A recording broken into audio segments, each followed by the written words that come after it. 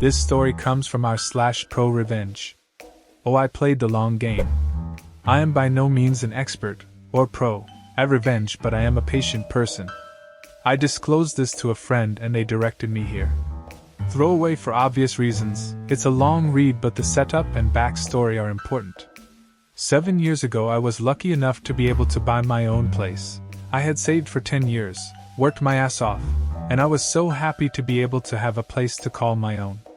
Now, being a single person on the mortgage meant I had to make compromises. One such compromise was buying a property on a shared block, a lot cheaper. Where I'm from, this usually means it's on a straight-a title. For some that's a bonus, as it means there's a communal fund for repairs. Typically insurance is cheaper as it's collective, and other things like maintenance being taken care of. Straight-a titles also come with a lot of bylaws and restrictions on what you can and can't do.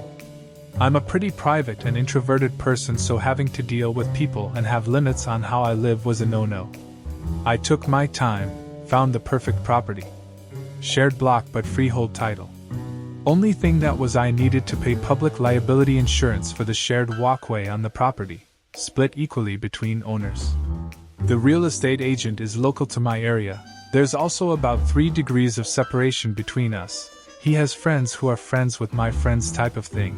Didn't know him, but knew of him, so that sort of felt good too. About 5 months after I move in, I get a knock on the door from the owner, landlord, of the property next to me to discuss insurance. Not a problem. I ask for a copy of the policy so I have a record. It gets sent through and lo and behold, it's for straight-a insurance. I was incredibly confused, and after much back and forth, the property isn't a freehold title but a straight-a title. I called my lawyer who conveyed the title, etc. He was dumbfounded, but over it all did the right thing and made things as right as they could. I arranged for a meeting with the real estate agent. I brought emails and printouts of the ads they had, all saying it was freehold, emails between the real estate agent and my lawyer discussing its freehold status. Despite it being in absolute black and white, he refused to accept any fault or offer anything to make things right. I don't begrudge that. He's looking out for himself. I get that. However, I wouldn't forget it. I did enter into mediation with the real estate agent, and all I asked for was, when the time came for me to sell, they'd do it or cover the costs. I thought this was reasonable, but they flat out refused, offered me $1,000 to go away, which I refused. I had the option to pursue them legally, and was advised by the mediator to do so, but ultimately I decided against it for a few reasons, the main one being my health at the time. So I planned and plotted, and I schemed and connived as to how to get back at this son of a bitch. And I settled on this.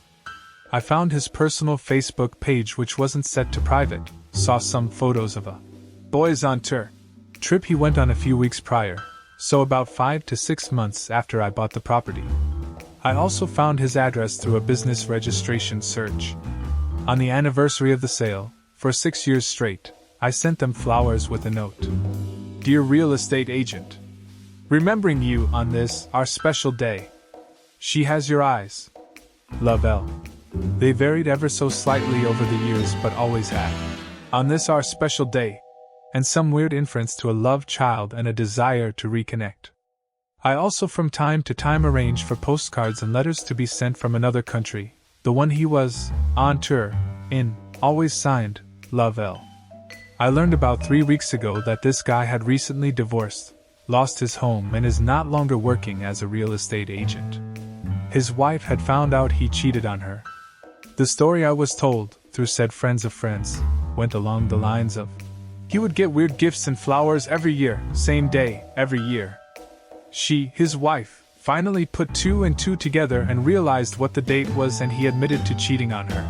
Now, I didn't mean for this, but it turns out a year before I bought my house he had gone on holiday, came back with an STD, gave it to his wife but somehow convinced her that it wasn't him. As such, our special day turned out to be right around the time he'd have been balls deep, sans condom, in someone who wasn't his wife, only 1 year earlier. He's apparently lost his house, half his retirement savings, and also his business. I do feel a little bit guilty about all of it sometimes, but then I'm reminded that he's a scumbag and that karma, like me, is a patient, spiteful and vengeful bitch. All of the commenters are on Ops' side, although they did criticize the attorney for the title.